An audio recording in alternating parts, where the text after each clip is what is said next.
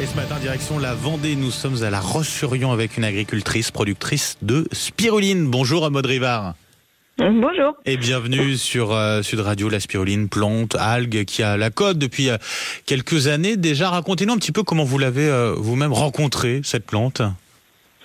Alors moi c'était tout à fait par hasard. J'étais consommatrice, proche de la nature et consommatrice de beaucoup de, produits naturels, on va dire. Et donc moi ça fait une dizaine d'années que je la consommais.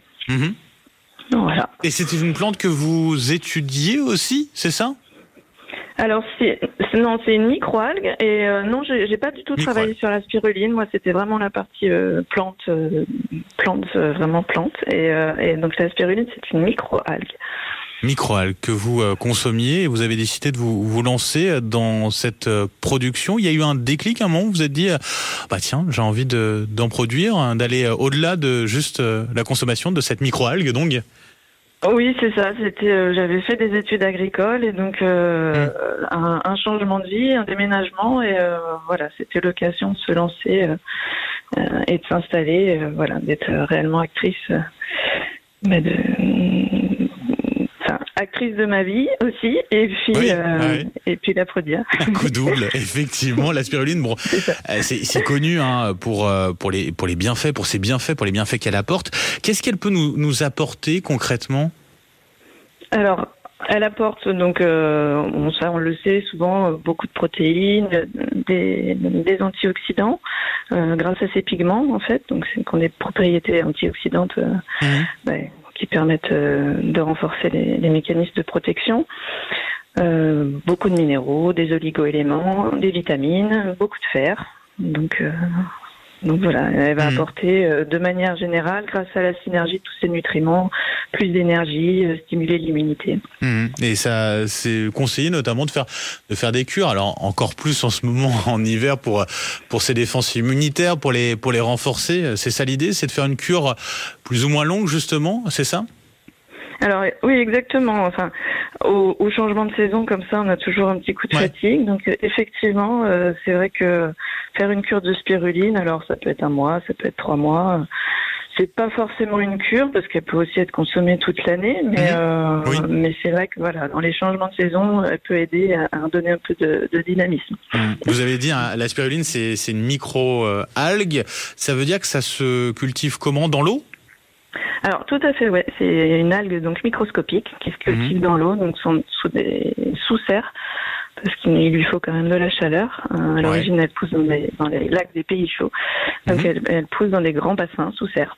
Ça veut dire que c'est une eau que vous êtes obligé de chauffer comme ça l'hiver quand les températures baissent ou pas ? Non, du tout. C'est ce qui fait que c'est une production saisonnière. On va la produire uniquement quand les rayons du soleil chauffent suffisamment la serre. Donc on la produit d'avril à octobre. D'accord. Donc là, ça veut dire que l'hiver, vous êtes sur une autre partie, vous n'êtes pas sur la production en elle-même ?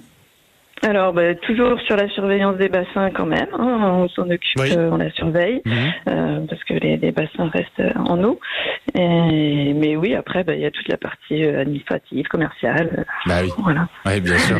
Et vous la vendez sous quelle forme ? Parce qu'il y a on peut la trouver sous plusieurs formes différentes, la spiruline. Alors oui, on la trouve sous plusieurs formes. Alors moi, je la vends uniquement en brindille, donc qui est vraiment la forme la moins transformée. La plus naturelle, Oui, c'est ça. Les productions paysannes françaises, c'est la façon la plus naturelle de la consommer. C'est la spiruline, je le disais, ça fait déjà quelques années qu'on connaît ses bienfaits, que on sent que la consommation augmente. C'est ce que vous ressentez aussi. Alors vous vous êtes lancé il y a peu de temps, mais finalement vous arrivez à en vivre. Alors, j'en suis encore au début, mais oui, on sent vraiment que les gens ont un intérêt pour ça.